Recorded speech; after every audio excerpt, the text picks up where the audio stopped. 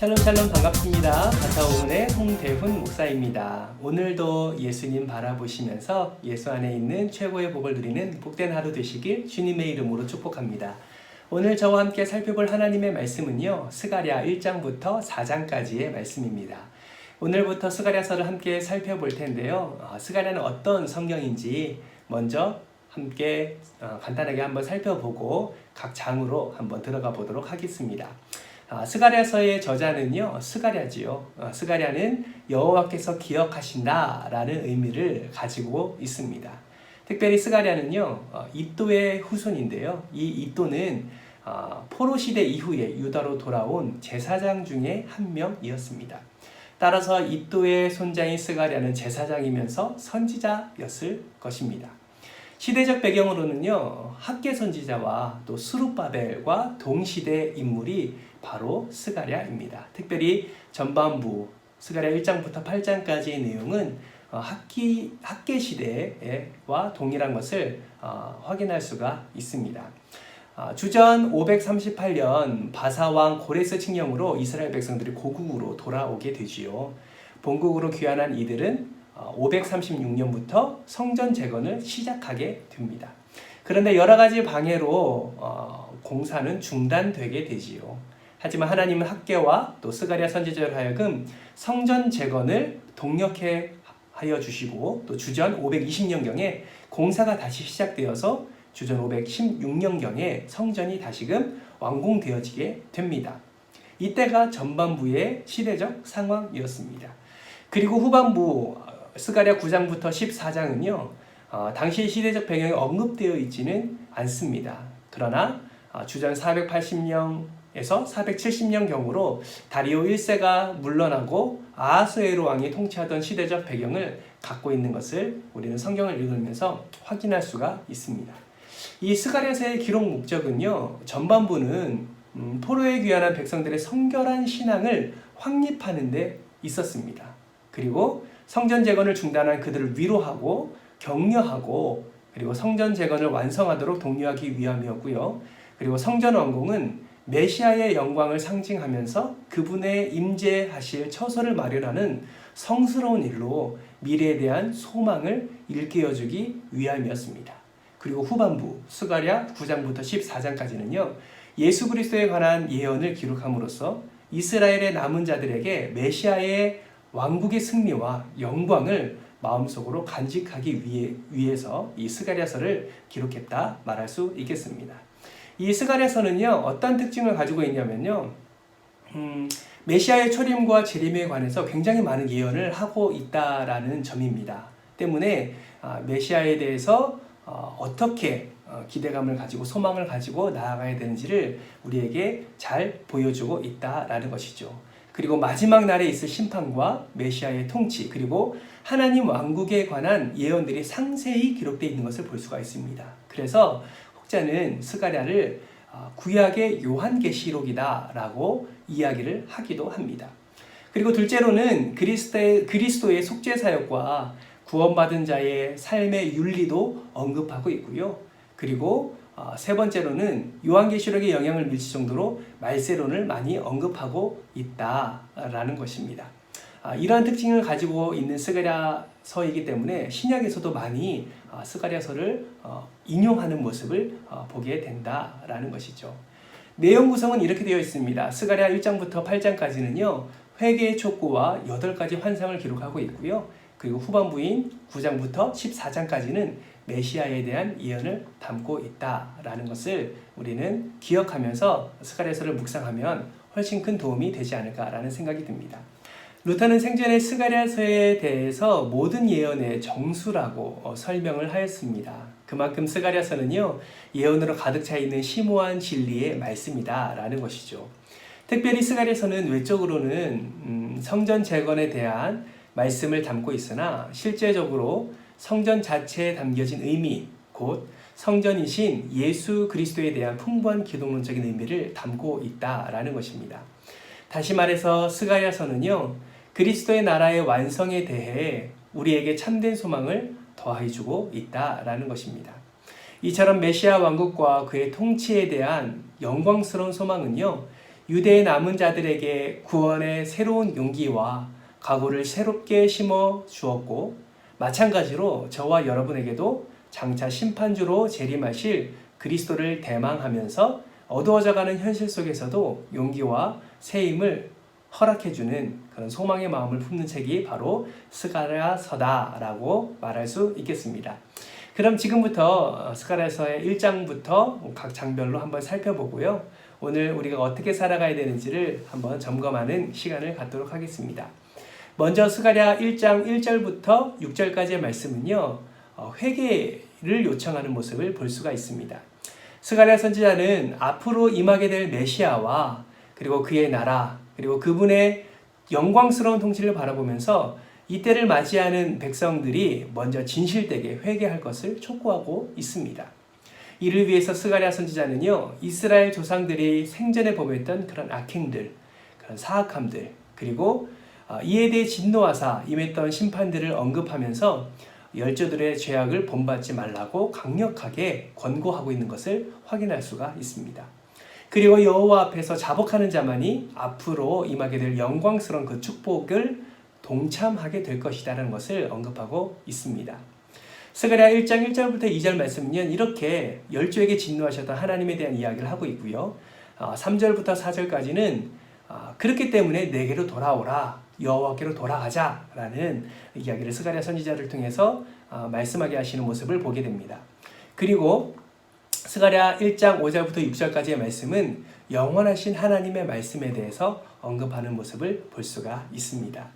스가랴 선지자는 지난 과거를 돌이키면서 현재 백성들에게 회개를 촉구했던 것이죠. 열조들의 전철을 밟지 말라는 강력한 권고였습니다. 여호와께로 돌아와서 온전한 관계를 유지하는 것은 오직 이스라엘 백성들만을 위한 것이다 라는 것입니다. 이 길만이 메시아의 영광스러운 도래를 맞이할 수 있기 때문입니다. 이제 스가랴가 본격적으로 자신이 본 이상과 메시아에 대한 예언을 전파함으로써 하나님의 은혜를 사모하도록 인도하고 있습니다. 그 내용이 바로 스가랴 1장 7절부터 6장 15절까지의 말씀으로 기록되어 있습니다. 스가랴 1장 7절부터 6장 15절까지의 말씀이 바로 환상들로 이루어져 있지요. 다리오 왕 2년 11월 24일 스가랴 선지자는요, 하룻밤에 8가지의 환상을 보게 됩니다. 이날은 성전 재건을 시작한 지 5개월째 되는 날이고, 그리고 이들에게 축복을 약속한 지 2개월째 되는 날에 8가지의 환상을 보게 된 것이죠. 따라서 8가지 환상은요, 하나님의 축복과 깊은 관련이 있는 것입니다. 이런 환상들은 전체적으로 하나님께서 악한 원수를 물리치시고 하나님 나라를 완성한다는 내용이 담긴 것입니다. 이는 결국 이스라엘 백성에게 그동안의 고난을 떨쳐버리고 용기와 소망을 주기 위한 것이었지요. 스가랴 1장 7절부터 2장 13장까지의 말씀은요, 첫 번째, 두 번째, 세 번째 환상을 우리에게 보여주고 있습니다. 특별히 첫 번째는요, 홍마를 타고 화석류 나무 사이에 있는 자를 보았고요. 둘째로는 넷불과 공장 4명을 보았고, 셋째로는 청량주를 잡고 있는 자를 보았습니다. 각각에 담겨진 환상의 내용은 어떤 의미를 담고 있을까요? 이것은 낙심된 자에게 용기를 주는 환상입니다. 스가랴 본 첫째 환상은요, 하나님께서 시온과 이스라엘 백성들을 축복하시기 위해서 평화로운 세계를 재건하신다는 약속의 말씀입니다. 두 번째 환상 중의 넷불은 이스라엘을 압제하는 4개의 대적자, 곧 아수르와 바벨론, 로마, 헬라를 상징하는 것이지요. 그리고 4명의 공장은 하나님의 사자들로 이스라엘을 대적하는 4개의 국가를 멸망시킨다는 것을 의미합니다. 즉, 두 번째 환상은 하나님께서 이스라엘을 괴롭히시던 원수들을 심판하사 멸망시킨다는 것입니다.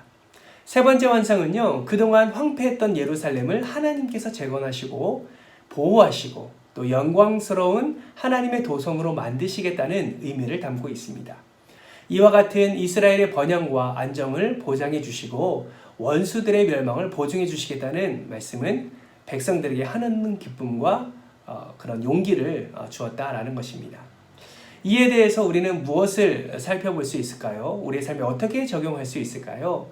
이 첫 번째, 두 번째, 세 번째 환상을 통해서 우리는 하나님 나라에 대한 소망을 품을 수 있게 됩니다. 현실적으로는 하나님의 나라가 올까라는 생각을 할 때가 있지요. 특별히 하나님을 모르는 악인들이 형통하게 되는 것을 볼 때 성도들은 초조해질 수밖에 없습니다. 말세라고 이야기하는데, 종말의 때라고 말은 하는데 과연 그 나라는 언제쯤 오는 것일까? 이러한 생각이 들 때가 있다는 것이죠. 하지만 하나님은 우리에게 분명하게 약속하셨습니다. 반드시 메시아가 올 것이고, 또한 악인들의 심판을 받아서 영벌에 처하게 될 것이며, 하나님이 예비하신 새 예루살렘이 우리에게 임하게 될 것이다 라는 것이죠. 스가랴 3장 1절부터 5장 4절까지의 말씀은요, 넷째, 다섯째, 그리고 여섯째 환상을 우리에게 보여주고 있습니다.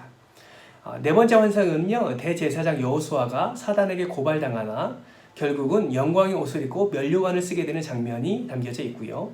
다섯째 환상은 순금 등겨와 두 감람나무가 나오고 있습니다.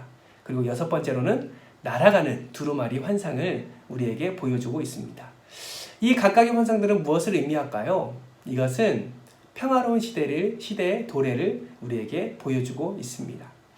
스가랴가 본 네 번째 환상에서 여호수아는 하나님의 택함을 받은 자녀들을 상징합니다. 따라서 내 종, 순 대신 그리스도로 말미암아 백성의 죄가 사함받고 이 땅의 죄악을 제하시사 마침내 평화로운 은혜가 도래할 것이라는 것을 말씀해주고 있다는 것이죠. 다섯 번째 환상은요, 등대와 일곱 등장은 성전뿐만 아니라 신약시대의 새로운 교회를 상징하는 것을 의미합니다. 그래서 지금의 성전 재건이 스룹바벨의 손에서 반드시 성취될 것임을 약속하는 것이지요. 그리고 두 감람나무는 하나님의 언약을 성취하기 위한 두 직임, 곧 왕과 제사장 직분을 말하며 여호수아와 스룹바벨을 가리키고 있는 것입니다. 또한 이 두 직임은 그리스도 안에서 하나로 연합될 것임을 가르쳐주고 있다는 것이죠. 여섯 번째 환상은 이전의 다섯 가지 환상과 내용을 달리하고 있습니다. 이 환상은 도적질하는 죄와 거짓 맹세하는 자를 심판하시겠다는 내용을 담고 있습니다. 이 두 가지 죄는요, 사람과 하나님 앞에서 율법과 그리고 언약을 거절한 죄로서 이 죄악을 심판하사 메시아의 시대가 도래할 때 이 죄악이 소멸될 것임을 말씀해주고 있습니다. 이 환상들을 통해서 우리는 무엇을 깨달을 수가 있을까요? 그것은 기억해야 할 하나님의 은혜와 언약이 반드시 있다라는 것입니다. 이스라엘 하나님 앞에서 범한 대표적인 죄는요, 하나님 앞에서 거짓 맹세하여 언약을 저버린 죄이고, 동시에 이웃의 것을 도적질하는 율법을 저버린 죄악이었습니다. 이 모든 죄는요, 결국 하나님의 사랑과 축복을 배반한 행위였습니다. 하나님은 이 죄를 반드시 저주하사 불사르겠다고 말씀하셨지요. 따라서 오늘을 사는 그리스도인들은 이 하나님의 은혜와 언약을 망각하고 내 생각대로 살고 있는 것이 아닌지 점검해 봐야 한다라는 것입니다. 이 환상들을 이해하기가 참으로 어렵지요. 참으로 쉽지 않습니다. 그러나 이 환상들은 반드시 그 당시뿐만 아니라 이 시대를 살아가고 있는 저와 여러분에게 주시는 하나님의 예언의 말씀입니다. 하나님께서는 환상들을 통해서요, 우리가 하나님께로 반드시 향하기를 원하셨고, 또 이 환상들의 교훈 삼아서 오늘을 살아갈 때 정말 하나님의 나라를 소망하며, 그리고 하나님의 언약을 기억하며 죄된 길에 서는 것이 아니라 하나님의 길에 서서 그 소망을 품고 하나님의 은혜를 누리며 살아가는 저와 여러분을 기대하고 있다라는 사실입니다. 사랑하는 성도 여러분, 오늘 하루를 어떻게 살아가시겠습니까? 오늘 긴 시간을 통하여서 스가랴 개요와 또 1장부터 4장까지의 말씀을 살펴보았는데요. 결국 다시 오실 하나님, 그 예수 그리스도를 우리가 소망하면서 오늘 하루를 살아가야 될 것입니다. 우리와 약속하셨던 그 언약의 말씀을 기억하면서 오늘도 죄의 길이 아닌 하나님의 길을 걸어가는 저와 여러분, 그래서 그 소망을 반드시 이루시는 하나님의 그 인도하심과 그 은혜를 누리는 복된 하루가 되시길 주님의 이름으로 축복합니다. 오늘 하루도 예수님과 함께 동행하시고 힘내시고 은혜를 누리시기를 주님의 이름으로 축복합니다. 감사합니다.